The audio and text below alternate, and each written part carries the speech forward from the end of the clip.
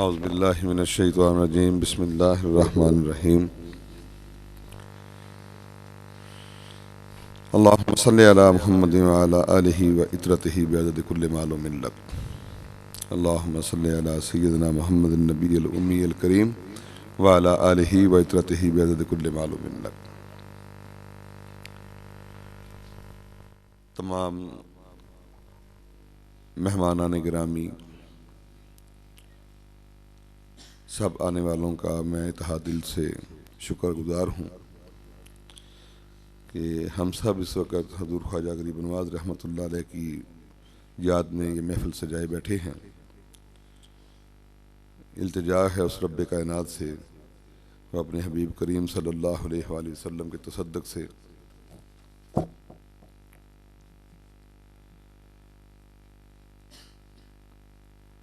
तमाम आने वालों के दामन मुराद को पुर फरमाए। और मेरी सबसे गुजारिश ये है कि हमारी ये जो महफ़िल है इसमें हमारी कोई मर्ज़ी नहीं, ना मेरी कोई औकात बसात कि मैं ये कर सकूं।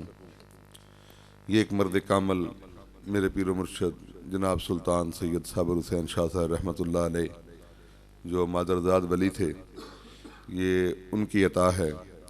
और इस महफ़िल के लिए मेरे बहुत सारे पीर भाई, जो मेरी सरकार का फरमान था कि बहुत सारे लोगों का कराची से लेके पेशावर तक लोग जो हैं वो बहुत सारे लोग इस बात के मुतमन्नी थे कि ये महफ़िल हमें मिले, सरकार हमें अनायत फरमाए। लेकिन मुझ जैसे निकम्मे की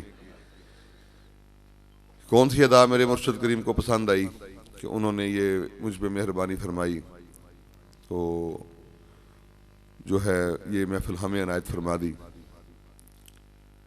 और उसमें बज़ाहिर एक बात जो है वो मुझे समझ आई, जो मेरी सरकार के अल्फाज थे जब मुझे उन्होंने ये महफ़िल अनायत फरमाई, तो जो उनके अल्फाज थे वो ये थे कि जब हमारे यहाँ महफ़िल हुई तो सरकार सैलानी थे, जहाँ कहीं भी वक्त आ जाता तो छठी शरीफ आ जाती, आप जो है वो 3 उर्स पाक आप अपनी ज़िंदगी में करवाते थे।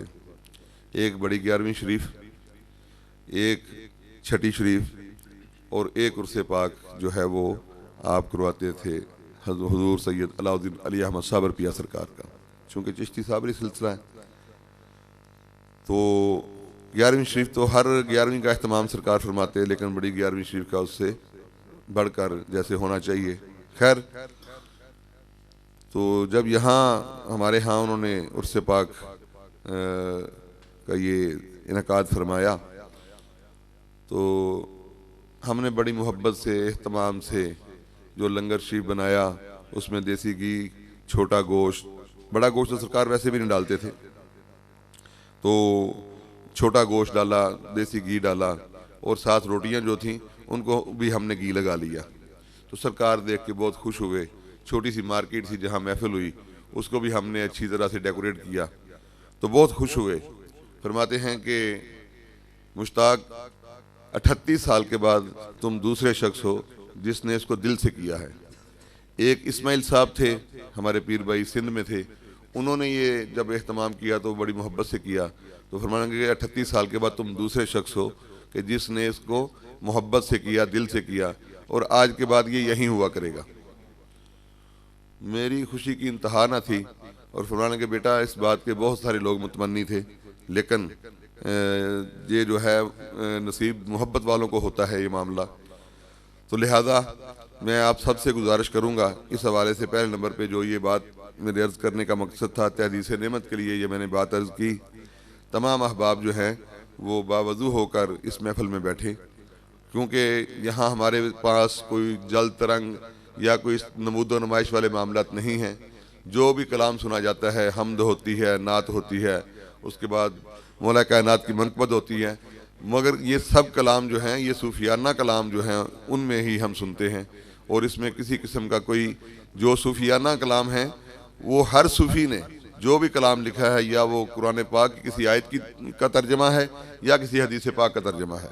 तो लिहाजा नए जो शायर हज़रात हैं जो इस बात से बेखबर हैं कि हम क्या कह रहे हैं, किन की शान में कह रहे हैं और किस हवाले से कह रहे हैं, उनसे हम वैसे भी अवॉइड करते हैं क्योंकि मीडिया का दौर है। और मैं सब हजरात से ये गुजारिश करूँगा कि कोई शख्स भी ये जो हाथ चूमने वाला मामला है, पाँव में आके बैठने वाला मामला, ये इस बात को मैं कतन पसंद नहीं करता। अगर इस बात का कोई हकदार है तो आपके वालिदैन हैं। अगर हाथ चूमने हैं तो अपने वालिदैन के चूमें, पाँव चूमने हैं तो अपने वालिदैन के चूमें। ये नमूदो नुमाइश वाले मामला जो हैं ये अच्छे नहीं हैं, ठीक है। और इस बात को मैं कतन पसंद नहीं करता। मैंने सारी ज़िंदगी अपने वालिदैन के हाथ पाँव चूमे और मेरा अल्लाह गवाह है इस बात पर। जिस दिन मेरा कोई बड़ा मुश्किल काम होता था तो मैं अपनी अम्मा जान के तलवे चूम के जाता था, और वो मुश्किल से मुश्किल काम कभी मुश्किल नहीं रहा। तो मैं आप सबसे गुजारिश करूंगा, और मेरे पीर मुर्शिद का फरमान यही है कि अपने वालिदैन की गुलामी इख्तियार करो।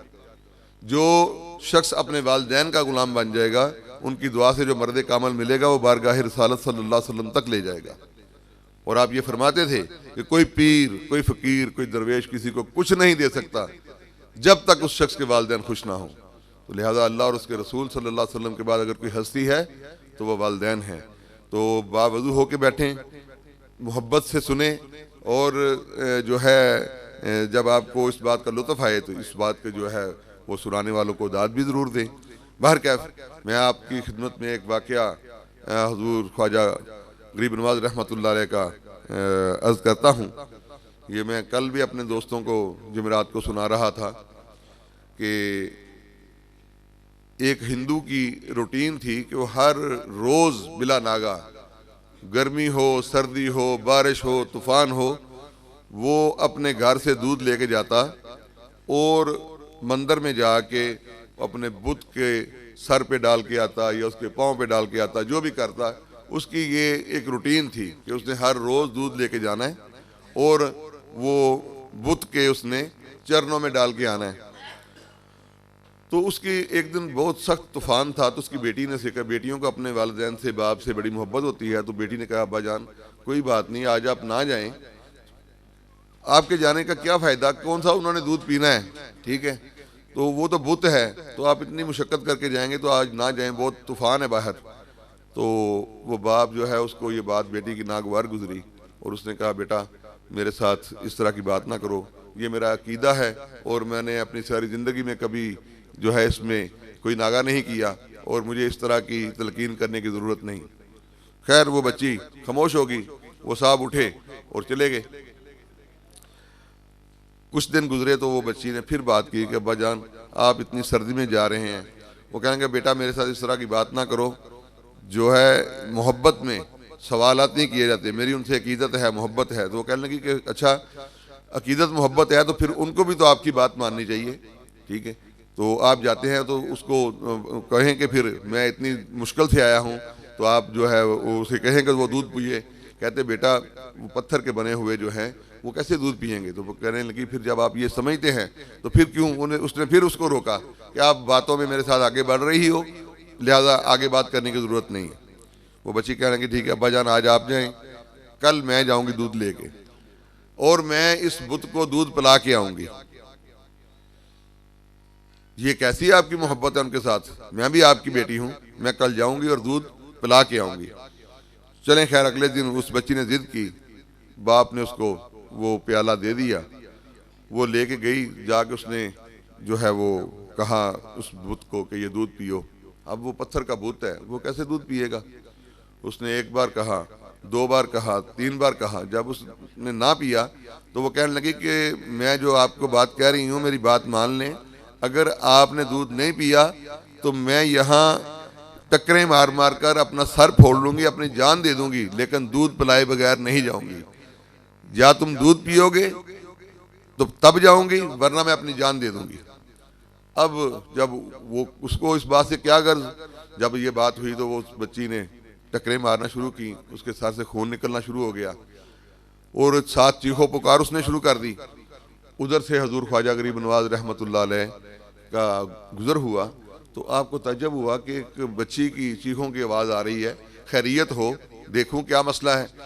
जब सरकार आगे बढ़े तो देखा तो बच्ची अकेली है और खून से लथपथ है और वो रो रही है। जब वो बच्ची आगे बढ़ी तो सरकार ने पूछा, बेटा क्या मसला है। तो हुजूर से अर्ज करने लगी कि ये आपका मसला नहीं है, ये मेरा मसला है, मैं इसको दूध पिलाए बगैर नहीं जाऊंगी। फरमाया, बेटा ये पत्थर है, तुम क्यों जिद कर रही हो। बाबा आप मुझे मत रोकें, मैंने बस ये तहैया किया है, या जान दे दूंगी या ये दूध पिएगा। फरमाया अच्छा तेरा यही इरादा है? उसने कहा हाँ मेरा यही इरादा है। आप सरकार रहमतुल्लाह अलैह ने उस बुत के कान को पकड़ा, कान पे हाथ रख के कान पकड़ा और कहा कि तुझे इतनी मोहब्बत से वो बेटी दूध पिला रही है और उसकी हालत देख क्या हो रही है, तुझे क्यों शर्म नहीं आती, चल दूध पी। जैसे ही सरकार ने उसे ये बात कही तो उसने अपने हाथ आगे बढ़ाए, उस बच्ची ने देखा तो प्याला उसके हाथ में रखा और उसने सारा दूध पी लिया। जब ये मामला हुआ देख के तो ये बड़ी एक तअज्जुब की बात थी। वो बच्ची गई घर जब, तो उसके अहले खाना जो हैं, वो साथ पड़ोस वाले जितने लोग हैं, उन सब ने जब देखा बच्ची की हालत को तो वो कहने लगे कि ये तो मुख्तलिफ किस्म की तोहमतें उसके ऊपर लगाना शुरू कर दी कि ये इसने क्या किया है ऐसा, ये आगे बता रही है कि कुछ और करके आई है, ये कह रही है मैं दूध पिला के आई हूँ। वो बच्ची अब उनको कह रही है कि आपकी मेहरबानी, जो मैं जो कह रही हूँ सच कह रही हूँ। उन्होंने कहा ऐसा हो ही नहीं सकता, एक पत्थर का बुत है, ये कैसे दूध पी सकता है। उसने कहा ठीक है आप लोग फिर मेरे साथ चलो। अगले दिन वो सारा मोहल्ला, उनके रिश्तेदार जो हैं वो सब साथ चले। जब आए वहाँ तो अब उस बच्ची ने फिर कहा उसको कि दूध पियो। वो पत्थर उसी के तरह, पत्थर का पत्थर, एक मरतबा कहा, दो मरतबा कहा। जब उसने ना कुछ एक्टिविटी उसकी हुई तो वो कहने लगी कि मैं फिर बुलाऊं उस बाबे को। उस बच्ची ने कहा कि उस बाबे को बुलाऊं। इतना कहना था कि उसने अपने हाथ बढ़ाए आगे, वो प्याला पकड़ा और दूध पी लिया। वो सब लोग जो है उनको बड़ा ताज्जुब हुआ, बेटा वो बाबा कौन है जिनके कहने पे, जिनका तूने इनको कहा और इसने हाथ बढ़ाया, ये ऐसा हो नहीं सकता। उन्होंने कहा मैं नहीं जानती उनको, मुझे ये पता है कि कल जब मेरे साथ ये मामला हुआ तो उसके बाद वो इस तरफ को गए थे, जिस तरफ का इशारा किया वो सब लोग उस तरफ गए। तो आगे ख्वाजा गरीब नवाज रहमतुल्लाह अलैह तशरीफ़ फरमा थे। तो वो कहने लगे बाबा, जो उनका अकीदा था, जो कुछ उन्होंने देखा, नौज़ुबिल्लाह मिन ज़ालिक, वो कहने लगे कि आप तो बहुत बड़े जादूगर हैं।